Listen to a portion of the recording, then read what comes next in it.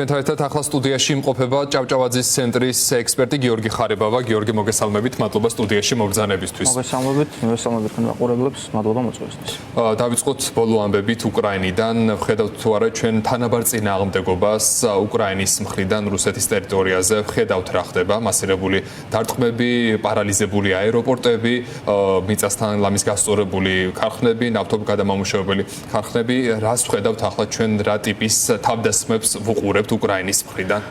დიახ, რაც რამდენიმე დღის წინ მოხდა, გულისხმობ მოსკოვზე ნავთობგადამამუშავებელ ქარხანაზე მასშტაბურ თავდასხმას, ეს იყო რამდენიმე სტრატეგიული მიზანი ჰქონდა ამას. პირველი სამხედრო ეკონომიკური სტრატეგიული ობიექტია ნავთობგადამამუშავებელი ქარხანა, საკმაოდ დიდი მოცულობის ნავთობგადამამუშავებელი ქარხანა იყო ეს და მასზე თავდასხმა მისი გაჩერება აზიანებს რუსეთის ეკონომიკას და აზიანებს ასევე იმ ადამიანების კომფორტს, ვინც არმარაში ცხოვრობენ. მთელი ამ ომის განმავლობაში რუსეთი ცდილობდა რომ მაქსიმალურად იზოლირებული ყოფილიყო კონფლიქტისგან მოსკოვისა და სანქტ-პეტერბურგის მოსახლეობა, რომ წარმოვიდგინოთ, მოსკოვი და სანქტ-პეტერბურგი არის ცალკე რუსეთი და დანარჩენი რეგიონები არის ცალკე რუსეთი.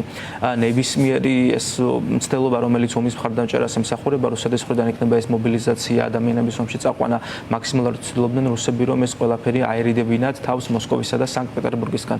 მოსკოველებსა და სანქტ-პეტერბურგელებს ომი არ უნდა ეგრзнოთ, ეს იყო მთელი ამ პერიოდის განმავლობაში რუსეთის სტრატეგია და ამ მიმართულებით უკრაინის თავდასხმები ჯერ სანქტ-პეტერბურგზეც იყო და შემდეგ მოსკოვზეც, ის უკანასკნელი თავდასხმა ამ მიმართულებით არის ძალიან მნიშვნელოვანი, აჩვენებს მოსკოვს და სანქტ-პეტერბურგს, რომ ომი მოვიდა თქვენთან, საიდანაც ომი დაიწყო, იქ მოვიდა ომი და ფსიქოლოგიური კუთხით ეს უკრაინელებისთვის არის ძალიან ძლიერი იარაღი, ხოლო რუსეთისთვის ფსიქოლოგიური, ასე ვთქვათ, მორალის დეგრადირებას ემსახურება ეს, რომ არაფერი ვთქვათ იმ საწვავის რიგებზე, რომელიც მოსკოვში არის გაჩენილი ბოლო თავდასხმის შემდეგ. რაც შეეხება ყირიმზე თავდასხმას, ყირიმი ამ ომში არის ერთგვარი გრავიტაციული ცენტრი. თუ ყირიმს უკრაინელები შეუქმნიან სერიოზულ საფრთხეს, რასაც ახლა აკეთებენ ზუსტად აი ამ საშუალო დისტანციაზე მოქმედი დრონების საშუალებით, მაშინ ამ ომში ძალიან სერიოზულად წაიწევენ წინ.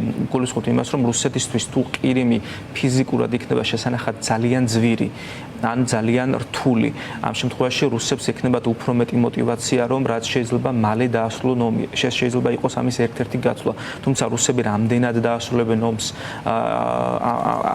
გიორგი, ვილაპარაკებთ ცოტა ხანში ომის დასრულების სავარაუდო სცენარებზე, გეგმებზე და ასე შემდეგ, ვის რა ინტერესში, რომელი პუნქტები შედის და ასე შემდეგ, წინადადებები, ამაზე დისკუსია კვლავ მიმდინარეობს, თუმცა მაინც იმ, ვთქვათ, ფოკუსში იყოს კვლავ ჩვენი დისკუსიის თემა, რა რესურსი აქვს უკრაინას, რომ რაღაცნაირად ეს შოკური ეფექტი დიდხანს გაგრძელდეს ოკუპანტ ქვეყანაზე, რომ მასირებული დარტყმები მიიტანოს დრონები და ასე შემდეგ, ეს ვთქვათ, რამდენად აქვს ამის ძალა უკრაინას, რესურსი პირველ რიგში, რომ ეს რაღაცნაირად იყოს ეს შოკური ეფექტი გრძელვადიანი, რაც ახსენეთ იგივე ფსიქოლოგიური ეფექტი და ასე შემდეგ.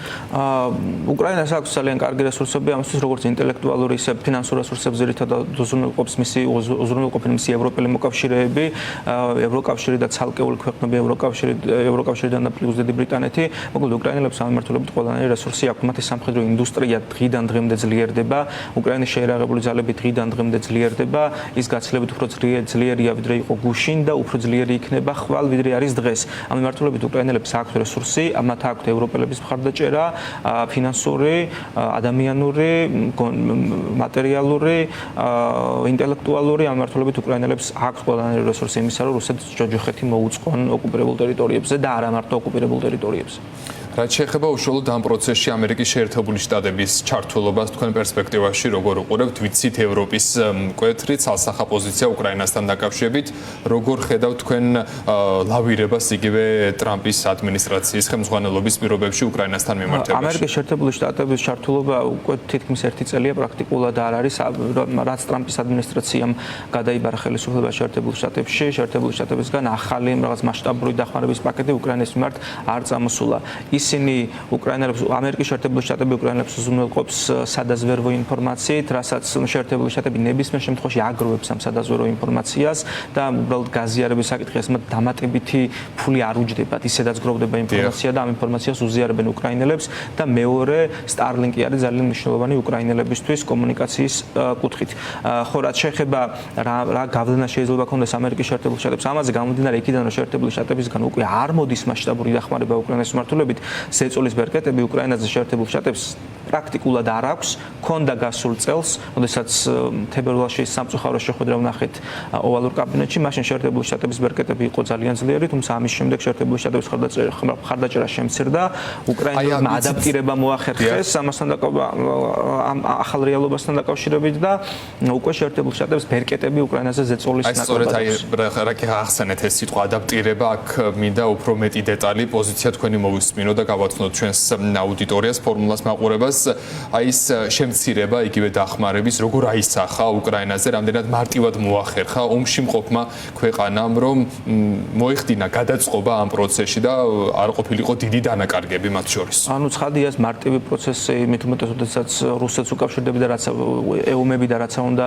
თქვა რუსეთზე ის მაინც საკმაოდ ძლიერი სახელმწიფოა სამხედრო კუთხით, მარტივი არ ყოფილა ეს პროცესი, ამაში ძალიან მნიშვნელოვანი იყო ევროპის დახმარება, რომელმაც ჩაანაცვლა შეერთებული შტატები ბოლო ერთ წელს განმავლობაში და პლუს ჩვენ ყველაზე პოზიტიურად განწყობილი ადამიანებიც კი და ყველაზე ოპტიმისტურად განწყობილი ადამიანებიც კი ხშირად უკრაინელებს სათანადოდ არ ვაფასებთ. მაგალითად გასულ წელს უკვე აი ამ დროს ძალიან სერიოზულად მიმდინარეობდა მსჯელობა იმაზე თუ რამდენ ხანს გაძლebda უკრაინა შეერთებული შტატების დახმარების გარეშე. თუმცა გამოჩნდა რომ ეს ერი ძალიან ბრძოლის უნარიანია საიმისოდ, რომ არა თუ გაუძლოს აგრესიას, არამედ პირიქით აი ბოლო თვეების განმავლობაში რაც ხდება რუსეთის ნავთობგადამამუშავებელი ინდუსტრიაში, რაც ხდება ოკუპირებულ ტერიტორიებზე, მიანიშნებს იმას, რომ უკრაინელები კარგად ადაპტირდნენ, არ ყოფილა ეს მარტივი პროცესი, ძალიან სავარაუდოდ ძალიან ბევრი უკრაინელი სიცოცხლეს შეეწირა ამას, შეერთებული შტატებისგან შემცირებულ დახმარებას, თუმცა საბოლოო ჯამში მადლობა ხმარს უკრაინელებმა შეძლეს ადაპტირება და ახალ რეალობის გათვალისწინება საკუთარ სტრატეგიაში.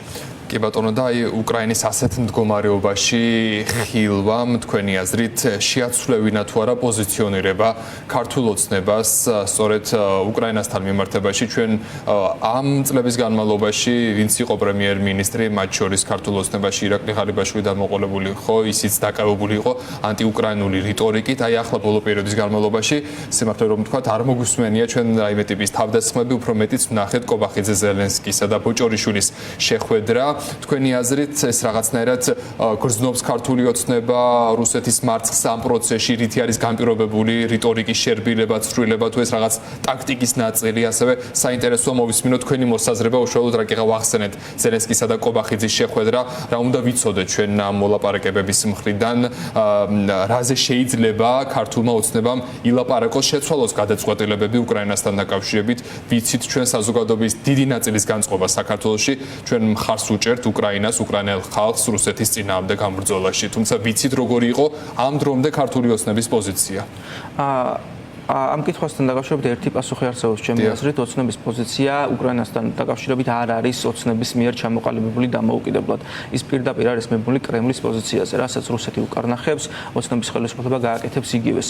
და რაც შეეხება ბოლო პერიოდში შეხვედრა ზელენსკისთან და რიტორიკის შერბილებასაც ერთგვარად, თუმცა ესეც თუ მაღალი თანამდებობის პირები არბილებენ რიტორიკას, ეს იმას არ ნიშნავს, რომ ანტიუკრაინული განწყობები იგივე მათ პროპაგანდისტებში არის შემცირებული. პირიქით, ეს არ არის შემცირებული, შეიძლება თქვას გაძლიერებულიც თუ არა იგივე დონეზე არის შემოწმებული. ხშირად გვსმენია ჩვენ კობახიძის კომენტარი ჟურნალისტებთან საფასუხო განცხადება, აი დამისახელეთ ერთი მაგალითიო, სად გავლანძღე ზელენსკი, ასეთიც მოგვისმენია მისი მხრიდან. ანუ ბოლო თითქმის მე-5 წელია ამას ვაკვირდებით ჩვენ, კობახიძე არ აქვს მნიშვნელობას ახალი და გვარი ვინ იქნება. ქართულ ოცნებას ზოგადად ასეთი ტიპის დამოკიდებულება აქვს, ამას ასწრებენ, ნახეთ ბანერები წინასაარჩევნოთ რა ხდებოდა კიევის ქუჩებში, ინფრასტრუქტურა და როგორი ვითარება საქართველოში დედაქალაქის ქუჩებში, ეს შედარებითი მაგალითებიც წინასაარჩევნოთ რაღაცნაირად გამოიყენეს იქ არსებული მძიმე მდგომარეობა საქართველოში იმისათვის, რომ მოქალაქეებს ეს რაღაცნაირად ფსიქოლოგიური ტერორი განეხორციელებინათ. დიახ, და ამის ქვეტექსტი სალსახად იყო ის, რომ უკრაინის ხელისუფლება არის არაკომპეტენტური, უკრაინის ხელისუფლება არის, არ ვიცი,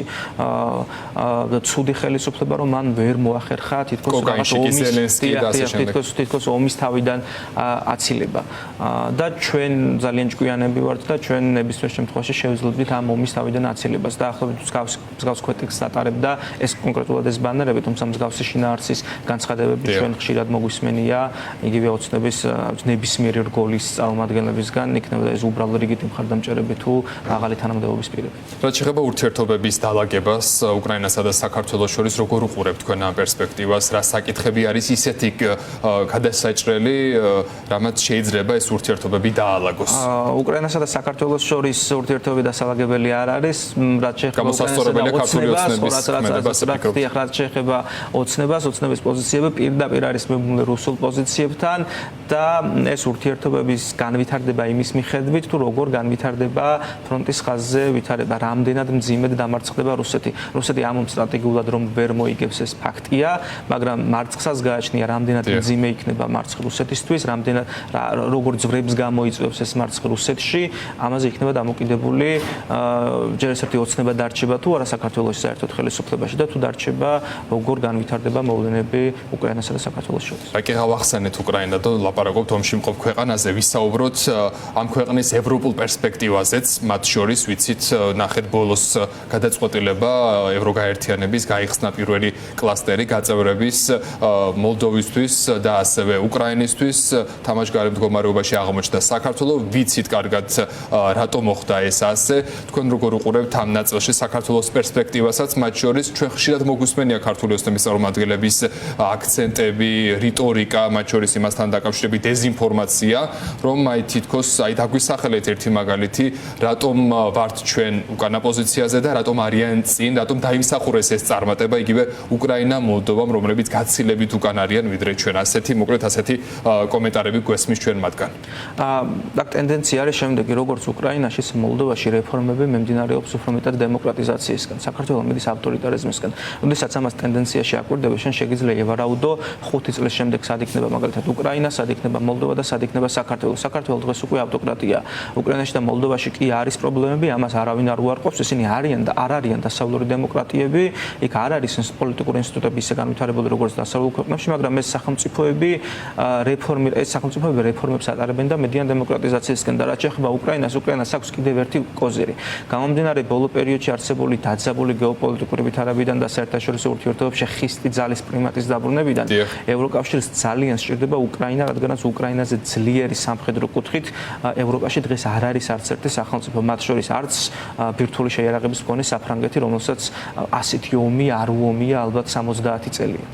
სხვა შორის, როდესაც ვლაპარაკობთ ერთ დროს ასოცირებული ტრიოს პერსპექტივაზე ევროპულ სტრუქტურებში, ხშირად ქართული ოცნება ამბობს, რომ ევროსტრუქტურებს უნდათ საქართველოში მეორე ფრონტი და ჩვენ არ დავთანხმდით, ამას კვლავ არის ეს რიტორიკა და მოდი ვაღიაროთ, რომ ეს პროპაგანდა ომის შიში მოქმედებს კვლავ მოქალაქეებზე. რა არის თქვენი აზრით ამ მიმართულებით გასაკეთებელი? ბოლოს ევროპარლამენტმა მაღალი მხარდაჭერით მიიღო რეზოლუცია და ამ რეზოლუციაზე ოცნების პასუხი იყო ასეთი, ხო? რომ არა ეს უკრაინაში მიმდინარე ომი საერთოდ არავინ არ დაიწყებდა იგივე საქართველოს გაწევრიანების შესახებ საუბარს ევროსტრუქტურებში.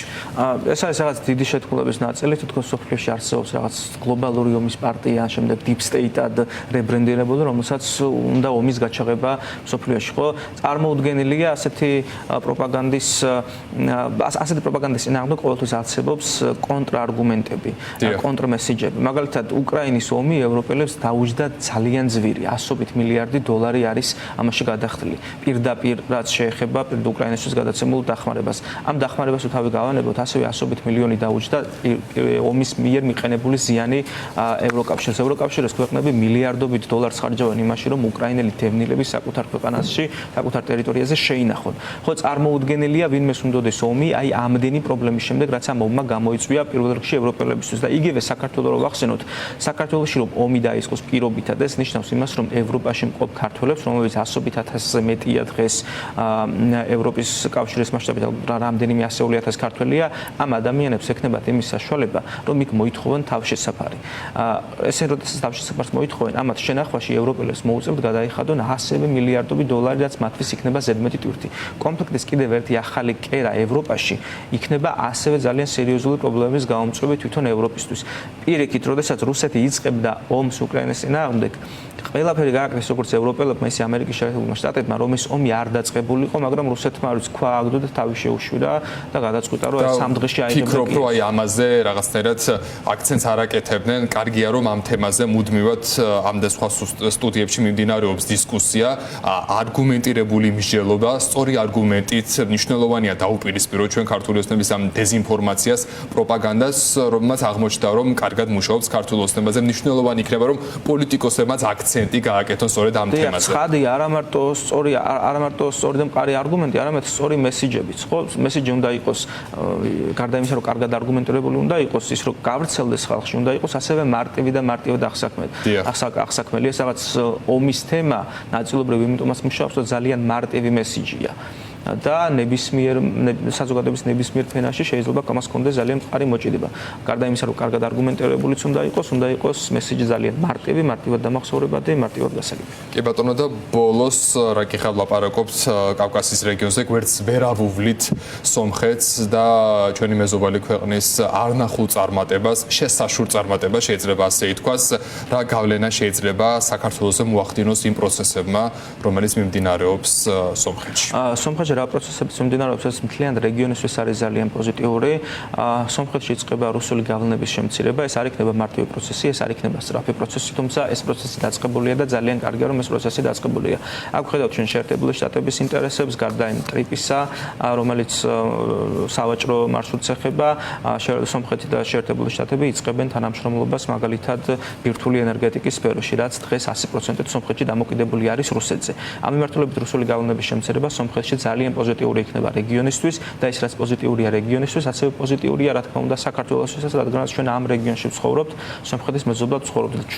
ჩვენს ინტერესში შედის, რომ ჩვენ მეზობლად გვყავდეს სახელმწიფოები, სადაც რუსული გავლენები არის მაქსიმალურად შესუსტებული. და ბოლოს მაინც გვერდს ვერ ავუვლით ტრამპის ადმინისტრაციის პოლიტიკა საქართველოსთან დაკავშირებით. ჩვენ ვნახეთ ბოლოს რუბიოს კომენტარი კონგრესმენ ჯო უილსონის კითხვის საპასუხოდ, როდესაც სახელმწიფო მდივანმა თქვა, რომ ისინი ელოდებიან ქართული ოცნების მხრიდან პოლიტიკის ქცევის შეცვლას. ამაზე ჩვენ მოვისმინეთ შემდეგ უკვე ირაკლი კობახიძის კომენტარი, რაღაცნაირად მან ტყულში დაადანაშაულა მარკო რუბიო და თქვა, რომ ქართულ ოცნებას არანაირი თქვა შეთავაზება, არანაირი დაპირება არ მიუწია სტრატეგიული პარტნიორისთვის ამერიკისთვის, რომ ისინი რამე შეცვლიან ამ პროცესში. ჩემი აზრით რუბიოსა და კობახიძეს შორის რუბიოს უფრო დაეჯერება და რუბიომ გაახმოვანა შეერთებული შტატების მოთხოვნები საქართველოს ხელისუფლების, ოცნების ხელისუფლების მიმართ. ხო, ბუნებრივია, ოცნების პოზიცია შეერთებული შტატებთან დაკავშირებით არის მარტივი. აღიარეთ და დააიგნორეთ, რომ ჩვენ ყავს პოლიტიკური პატიმრები, აღიარეთ და დააიგნორეთ, რომ ჩვენთან მედია თავისუფალი არ არის და თავისუფალი მედია რაც შემორჩენილია, ამათ ყველას გავანადგურებთ. აღიარეთ და შეეგუეთ იმ ვითარებას, რომ საქართველოს აღარასოდეს არ გახდება დემოკრატია, აღიარეთ და შეეგუეთ იმ ფაქტს, რომ აქ ვინმე ჩვენ წინააღმდეგ თუ წავა ოდესმე მათ ყველას გავანადგურებთ და შემდეგ ვილაპარაკოთ ნებისმიერ საკითხზე და ეს ჯერჯერობით როგორც ჩანს არ შედის შეერთებული შტატების ინტერესებში. შეერთებულ შტატებს ჯერ კიდევ აქვს იმის ინტერესი, რომ საქართველოს რაღაც ელემენტარული თამაშის წესები დაიცვას. არ შეიძლება შენი პოლიტიკური ოპონენტები გყავდეს ციხეში გამოკეტილი. არ შეიძლება არაფრის გამო ადამიანს უშვებდეთ ციხეში. არ შეიძლება ტროტუარზე დგომის გამო ადამიანს სისხლის სამართლის წესით ასამართლებდე.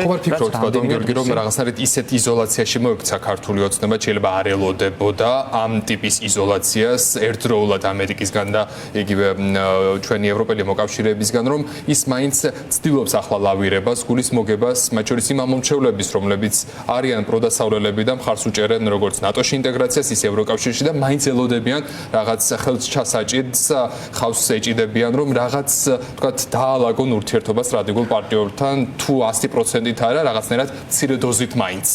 ეს მოიტანა გარკვეულწილად ირაციონალურმა პოლიტიკამ, ხო ზედმეტად ბევრი ლანძღეს მათ ამერიკელი და ევროპელი პარტნიორები. მათ შორის ამერიკელი კონგრესმენები, ევროპარლამენტარები, ჩვენ გვახსოვს როგორ იგდებდნენ მათ აბუჩად, როგორ შეუნაწყობელ განცხადებებს აკეთებდნენ მათი მიმართულებით და ამან შედეგად მოიტანა ის, რომ დღეს არც შეერთებულ შტატებში და არც ევროპაში არ დარჩათ მათ რეალური მხარდამჭერი გადაწყვეტილებების მიმღებ პირებში.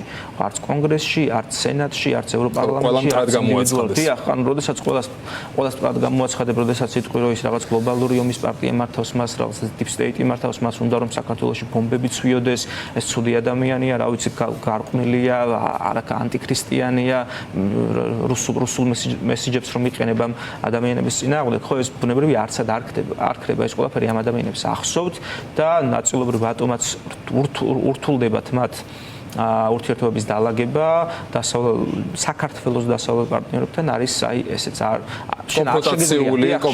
შეიძლება ყოველდღიურ რეჟიმში ლანძღავდე კონკრეტულ ადამიანებს, კონკრეტულ გადაწყვეტილებებს მიღონ პირებს და შემდეგ გქონდეს იმედი, რომ შენთან ჩვეულებრივ რეჟიმში დაждდებიან და რაღაცაზე ილაპარაკებენ. დიდი მადლობა ბატონ გიორგი სტუდიაში მობრძანებისთვის.